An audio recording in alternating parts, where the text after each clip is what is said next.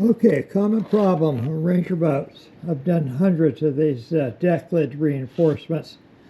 The on the hull of the boat, they have screws, which are usually pretty good and don't need additional rework. But on the attachment for the hinge to the lid, they use rivets. This is a very thin layer of aluminum over a foam filler inside, so there's not much holding it. That rivet will wallow out the hole, it'll pull off or break the rivets off. So what we're going to do is we run a drill in the holes, clean them up, blow all the holes out, clean it up well. Then we're going to take some wire and we're going to strip it back.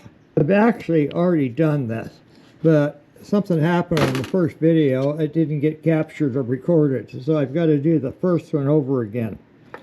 So I'm not going to be doing it, I'm just explaining what we're doing. So we cut off the strands of the wire at about that length. These holes have already been filled, so I'm not going to actually do it. But we cut off the strands, pinch them up tight, slide them in the hole all the way down. Okay, pack them in with a little pocket screwdriver. After you put them in there, pack them in. Then we're going to use this particular kind of super glue. Starbond black, medium thick, high pressure super glue. The black, where it comes from, it's rubberized. There's rubber in it, so it's kind of semi-flexible. It's not so brittle. It feels good, and the rubber in it actually makes it absorb shock. So then we're going to use this to apply over the strands in there. Okay, then we're going to be running screws in it to shape it before it's totally dry. And you can put isopropyl alcohol or water on it and it'll dry real fast. Give it some time, put some more super glue in it. Give it an hour or two to cure up. Wet it down with water, isopropyl alcohol, blow a little air in it, give it some time. And then every time you do that, put another coat in, run a screw in it. Don't strip things out, just run it down. You're shaping new threads, that's what you're doing. So after you've got those shaped, then you can put a few more wire strands in it, and again, put some more of the Starbond in there, and you'll see the black. It'll run down. Use the air hose to distribute it. Let it harden up. You may have to do that several times, but it will fill all the soft materials back here, the foam, and it'll solidify it, and the wire strands will shape. You'll have nice new threads that'll hold a lot of pressure. Quick tip to speed up the cure time on the super glue that you put in there. Use a little bit of rubbing alcohol. Doesn't take much.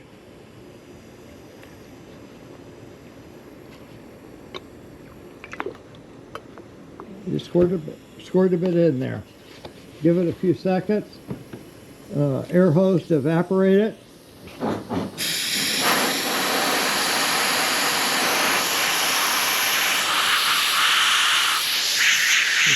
And that super glue is a big drop. It cures very slowly.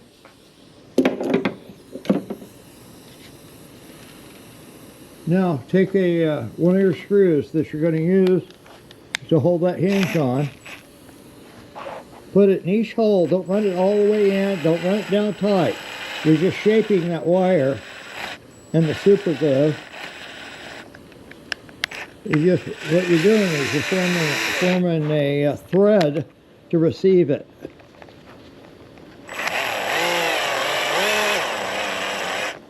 Only go about halfway down.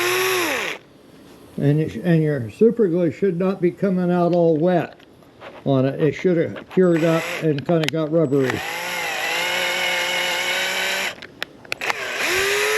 Now, you may want to put more, repeat the wire strands at this point after you clean the hole out and shaped it. You can if you want. I usually only do that twice on the wire strands. And once I've done that and I've reshaped it, Now I'm going to flow some more in and give it some cure time. And again, you can put the alcohol on to speed up the cure process, but I usually like to give it at least an hour. Make sure this is dispensing because the tips tend to plug up real quick. And what I want it to do, I want it to run right down those threads and put a coating on everything in there. I'm trying to make this as strong as possible so the screws never ever work their way loose. And the screws will not break off like the rivets did.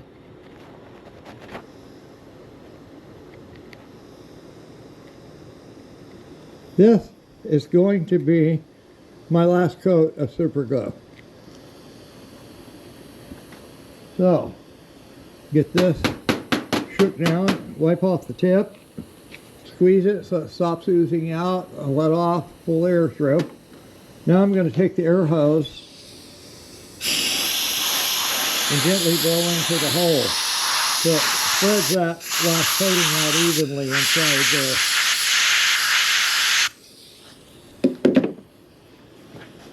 Then to save time, now it's kind of spread out, I'm going to hit it with alcohol again.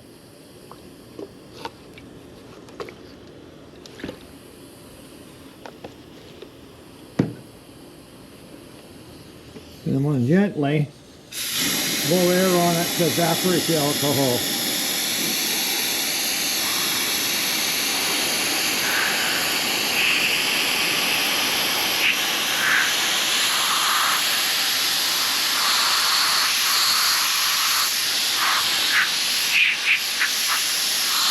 Now I'm going to give it at least a couple hours to set up. And while that's setting up,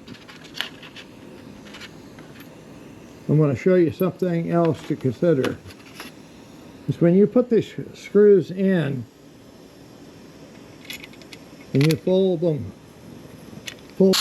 Now I'm going to give it at least a couple hours to set up. And while that's setting up,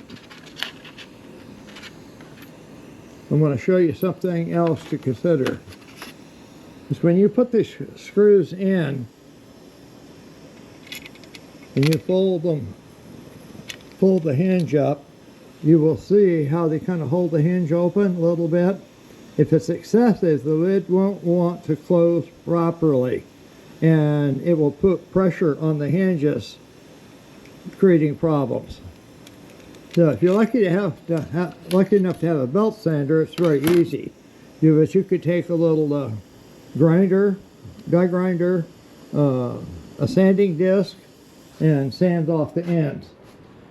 I'm fortunate enough to have a belt sander because I do this kind of stuff all the time, so I use a belt sander a lot for various work, and a scroll saw for cutting ABS up and things of that nature.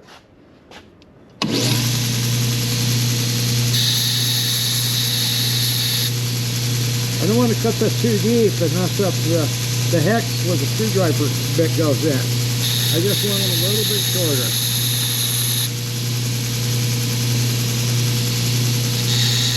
Alright, that should be sufficient.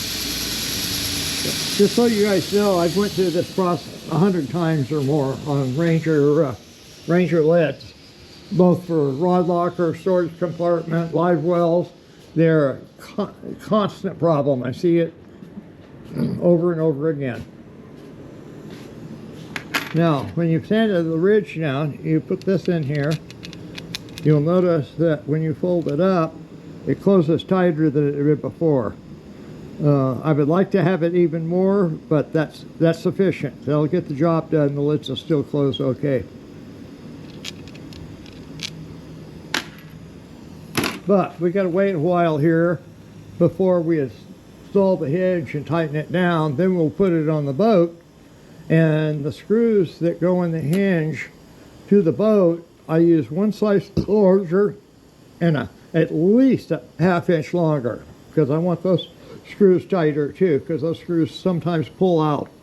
So a little heavier screws and a little longer keeps the screw from coming loose. It's possible you may have to repeat the process of more wire strands and let it dry up again. So be sure that the screws pull down tight, and they're not going to pull out on you later when you're done. So verify before you install.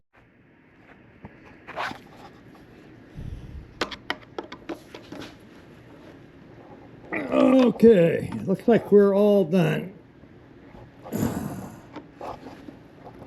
Put everything I got on them, and they're holding good and tight. So now all we got to do is attach it to the boat. We're all set.